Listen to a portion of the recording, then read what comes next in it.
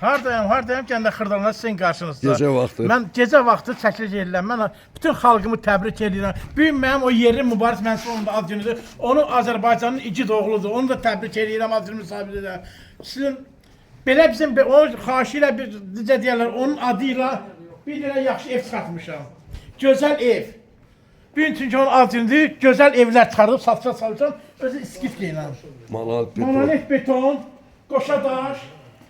Daxil olan evin içine.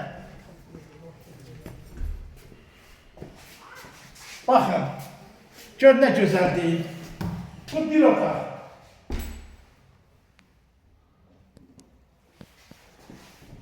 Bu bunun ikinci otağı.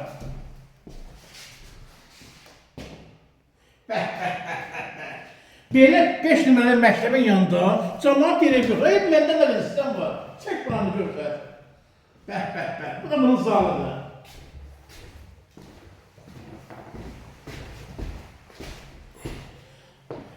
Bir boşa çək, qoy baxsın. Bunu bu yüzden bir həkimdə çək. Qoy yaxşı olsun.